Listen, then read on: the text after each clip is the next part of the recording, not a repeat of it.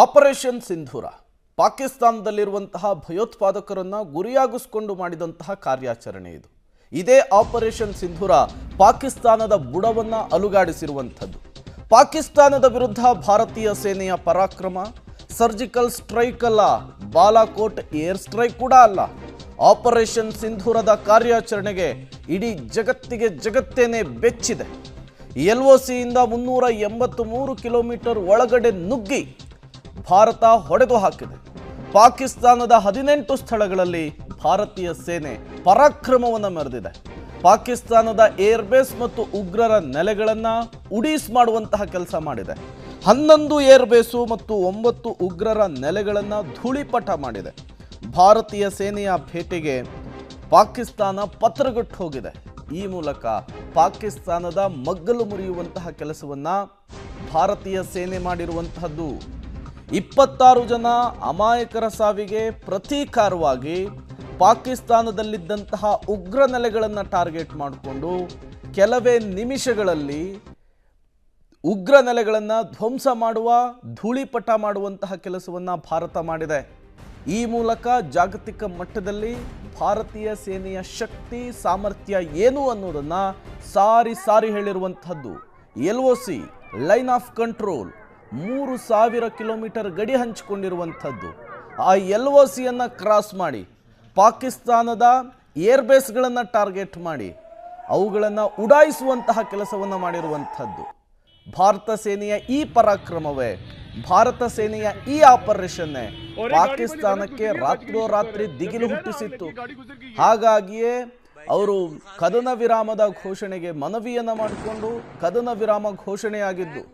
ಇನ್ನು 2 ರಿಂದ 3 ದಿನಗಳ ಕಾಲ ಪಾಕಿಸ್ತಾನದ ಒಳಗೆ ಭಾರತ ಇದೇ ರೀತಿ ದಾಳಿಯನ್ನು ಮುಂದುವರಿಸಿದ್ದೇ ಆಗಿದ್ರೆ ಅದು ದೊಡ್ಡ ಮಟ್ಟದ ಅವಾಂತರವನ್ನು, ಪಾಕಿಸ್ತಾನವೇ ನಾಮಾವಶೇಷವಾಗುವ ಹಂತದ ಕಾರ್ಯಾಚರಣೆಯನ್ನು ನಡೆಸುವಂತಹ ಸಾಧ್ಯತೆ ಕೂಡ ಇತ್ತು ಅನ್ನುವಂತಹ ಮಾತುಗಳು ಕೇಳಿ ಬರ್ತಾ ಇದೆ.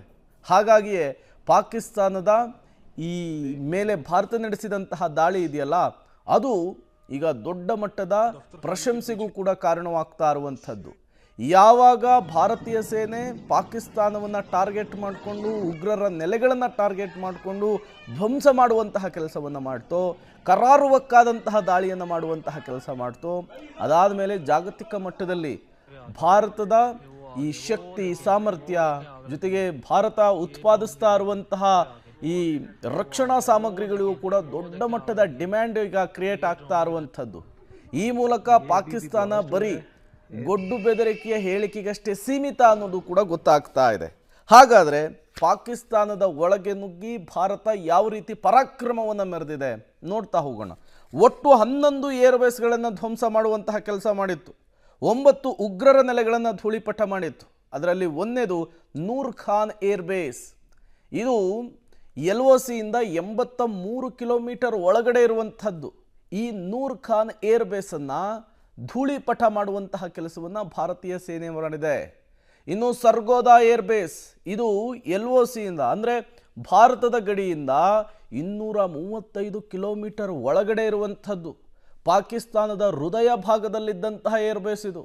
ಇದನ್ನು ಕೂಡ ರಾತ್ರಿ ಕಳೆದು ಬೆಳಗಾಗೋದ್ರೊಳಗೇನೆ ಪೀಸ್ ಮಾಡುವಂತಹ ಕೆಲಸವನ್ನು ಭಾರತೀಯ ಸೇನೆ ಮಾಡಿದೆ.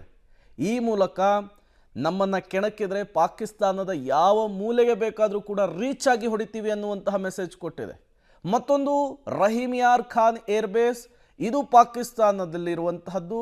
ಇದು LOCಯಿಂದ 190 ಕಿಲೋಮೀಟರ್ ಒಳಗಡೆ ಇದೆ. ಈ ಏರ್ಬೇಸ್ಗೂ ಕೂಡ ಕರಾರುವಕ್ಕಾದಂತಹ ದಾಳಿಯಾಗಿರುವಂಥದ್ದು.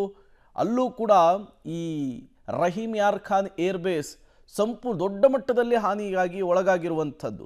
ಇನ್ನು ಸುಕೂರು ಏರ್ಬೇಸ್, ಇದು LOC ಗಡಿಯಿಂದ 198 ಕಿಲೋಮೀಟರ್ನ ಒಳಗಡೆ ಇರುವಂಥದ್ದು. ಇಲ್ಲೂ ಕೂಡ ಕರಾರುವಕ್ಕಾದಂತಹ ದಾಳಿಯಾಗಿದೆ. ಇಲ್ಲೂ ಕೂಡ ದೊಡ್ಡ ಪ್ರಮಾಣದಲ್ಲಿ ಪಾಕಿಸ್ತಾನಕ್ಕೆ ನಷ್ಟ ಆಗಿದೆ. ಭಾರತ ಜಾಗತಿಕ ಮಟ್ಟದಲ್ಲಿ ತನ್ನ ಪರಾಕ್ರಮವನ್ನು ಪ್ರದರ್ಶನ ಮಾಡಿದೆ. ಇನ್ನು ಬಾವಲ್ಪುರ್ ಉಗ್ರರ ನೆಲೆ, ಇಲ್ಲಿ ಉಗ್ರರಿಗೆ ತರಬೇತಿ ಕೊಡಲಾಗ್ತಾ ಇತ್ತು, ಅವರನ್ನು ಟ್ರೈನ್ ಮಾಡುವಂತಹ ಕೆಲಸ ಆಗ್ತಾ ಇತ್ತು, ಅವರಿಗೆ ಅಂತ ಒಂದು ನೆಲೆಯನ್ನು ಕಲ್ಪಿಸಿಕೊಡಲಾಗಿತ್ತು. ಇದು ಲೈನ್ ಆಫ್ ಕಂಟ್ರೋಲ್ನಿಂದ ಅಂದರೆ LOCಯಿಂದ 145 ಕಿಲೋಮೀಟರ್ ಒಳಗಡೆ ಇದ್ದಿದ್ದು. ಇದನ್ನು ಕೂಡ ಧೂಳಿಪಟ ಮಾಡುವಂತಹ ಧ್ವಂಸ ಮಾಡುವಂತಹ ಕೆಲಸವನ್ನು ಭಾರತೀಯ ಸೇನೆ ಮಾಡಿದೆ. ಇನ್ನು ಮುರುದಿಕೆ, ಇದು ಕೂಡ LOCಯಿಂದ 30 ಕಿಲೋಮೀಟರ್ ಒಳಗಡೆ ಇದೆ. ಇಲ್ಲೂ ಕೂಡ ಟೆರರಿಸ್ಟ್ಗಳಿಗೆ ಟ್ರೈನಿಂಗನ್ನು ಕೊಡಲಾಗ್ತಾ ಇತ್ತು, ಅವರನ್ನು ರೆಡಿ ಮಾಡುವಂತಹ ಕೆಲಸ ಮಾಡಲಾಗ್ತಾ ಇತ್ತು. ಇದನ್ನು ಕೂಡ ರಾತ್ರೋರಾತ್ರಿ ಧ್ವಂಸ ಮಾಡುವಂತಹ ಕೆಲಸವನ್ನು ಭಾರತೀಯ ಸೇನೆ ಮಾಡಿದೆ. ಇನ್ನು ನಂಬರ್ 7 ರಫೀಕ್ಯೂ ಏರ್ಬೇಸ್, ಇದು LOCಯಿಂದ 198 ಕಿಲೋಮೀಟರ್ ಒಳಗಡೆ ಇದೆ, ಪಾಕಿಸ್ತಾನದ ಒಳಗಡೆ ಇದೆ, ಪಾಕಿಸ್ತಾನದ ಹೃದಯ ಭಾಗದಲ್ಲಿದೆ.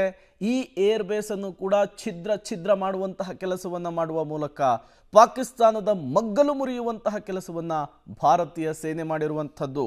ಇನ್ನು ನಂಬರ್ 8 ಮುರಿಡ್ ಏರ್ಬೇಸ್, ಇದು ಕೂಡ LOC ಅಂದರೆ ಲೈನ್ ಆಫ್ ಕಂಟ್ರೋಲ್ನಿಂದ 145 ಕಿಲೋಮೀಟರ್ ಒಳಗಡೆ ಇದೆ. ಇದಕ್ಕೂ ಕೂಡ ಕರಾರುವಕ್ಕಾದಂತಹ ದಾಳಿ ಮಾಡುವ ಮೂಲಕ ಮುರಿಡ್ ಏರ್ಬೇಸನ್ನು ಚಿತ್ರಾನ್ನ ಮಾಡಿರುವಂತಹದ್ದು ಭಾರತೀಯ ಸೇನೆ. ನಂಬರ್ 9 ಜಕೋಪಾಬಾದ್, ಇದು 350 ಕಿಲೋಮೀಟರ್ ಒಳಗಡೆ ಇರುವಂತಹದ್ದು LOCಯಿಂದ. ಹತ್ತತ್ರ ಪಾಕಿಸ್ತಾನದ ಆ ಕಡೆ ಎಡ್ಜಿಗೆ ಬರುವಂತಹ ಜಾಗ. ಇದನ್ನು ಕೂಡ ಸಂಪೂರ್ಣವಾಗಿ ಧ್ವಂಸ ಮಾಡುವಂತಹ ಕೆಲಸವನ್ನು ಭಾರತೀಯ ಸೇನೆ ಮಾಡಿರುವಂಥದ್ದು. ಇನ್ನು ಮಲೀರ್ ಕ್ಯಾಂಟ್ ಉಗ್ರರ ನೆಲೆ, ಇದು ಪಾಕಿಸ್ತಾನದ ಒಳಗಿರುವಂತಹ ಜಾಗ, LOCಯಿಂದ 380 ಕಿಲೋಮೀಟರ್ ಒಳಗಡೆ ಇದೆ. ಇಲ್ಲೂ ಕೂಡ ಟ್ರೈನಿಂಗನ್ನು ಕೊಡಲಾಗ್ತಾ ಇತ್ತು ಭಯೋತ್ಪಾದಕರಿಗೆ, ಅವರನ್ನು ಉತ್ಪಾದಿಸುವಂತಹ ಕೆಲಸ ಆಗ್ತಾ ಇತ್ತು ಅಲ್ಲಿ, ಅದನ್ನು ಕೂಡ ಧ್ವಂಸ ಮಾಡುವಂತಹ ಕೆಲಸ ಆಗಿದೆ. ಇನ್ನು ಬೊಲಾರಿ ಉಗ್ರ ನೆಲೆ 282 ಕಿಲೋಮೀಟರ್ ಒಳಗಿದ್ದಂಥದ್ದು, ಇಲ್ಲೂ ಕೂಡ ಟ್ರೈನಿಂಗನ್ನು ಕೊಡ್ತಾ ಇದ್ರು ಟೆರರಿಸ್ಟ್ಗಳಿಗೆ, ಅವರನ್ನು ರೆಡಿ ಮಾಡುವಂತಹ ಕೆಲಸ ಆಗ್ತಾ ಇತ್ತು, ಕಾರ್ಮಿಕರನ್ನು ಭಯೋತ್ಪಾದಕರನ್ನು ಉತ್ಪಾದಿಸುವಂತಹ ಕೆಲಸ ಆಗ್ತಾ ಇತ್ತು. ಈ ಬೊಲಾರಿ ಉಗ್ರ ನೆಲೆಯನ್ನು ಭಾರತದಲ್ಲಿ ನಿಂತ್ಕೊಂಡು ಉಡೀಸ್ ಮಾಡುವಂತಹ ಕೆಲಸ ಆಗಿದೆ. ಇನ್ನು ಸಿಯಾಲ್ಕೋಟ್, ಇದು ಪಾಕಿಸ್ತಾನದ ಒಳಗಿರುವಂತಹ ಜಾಗ, LOCಯಿಂದ 15 ಕಿಲೋಮೀಟರ್ ದೂರದಲ್ಲಿರುವಂತಹ ಜಾಗ. ಇದನ್ನು ಕೂಡ ಪಕ್ಕಾ ಟಾರ್ಗೆಟ್ ಮಾಡಿಕೊಂಡು ಉಡಾಯಿಸುವಂತಹ ಕೆಲಸವನ್ನು ಮಾಡಿದೆ. ಅದು ಬ್ರಹ್ಮೋಸ್ ಆಗಿರಬಹುದು, ಬೇರೆ ಬೇರೆ ಅಸ್ತ್ರಗಳನ್ನು ಪ್ರಯೋಗಿಸುವ ಮೂಲಕ ಪಾಕಿಸ್ತಾನವನ್ನು ಧೂಳಿಪಟ ಮಾಡುವಂತಹ ಕೆಲಸ ಆಗಿರುವಂಥದ್ದು. ಇದೇ ರೀತಿಯ ದಾಳಿ, ಇದೇ ರೀತಿಯ ಅಟ್ಯಾಕ್ ಇನ್ನೂ 2ರಿಂದ 3 ದಿನಗಳ ಕಾಲ ಮುಂದುವರೆದಿದ್ದೇ ಆಗಿದ್ರೆ ಇಡೀ ಪಾಕಿಸ್ತಾನವೇ ಧ್ವಂಸ ಆಗ್ತಾ ಇತ್ತಂತೆ. ಆ ಪ್ರಮಾಣದಲ್ಲಿ ಭಾರತ ದಾಳಿಯನ್ನು ಮಾಡಿರುವಂಥದ್ದು ಪಾಕಿಸ್ತಾನದ ಒಳಹೊಕ್ಕು.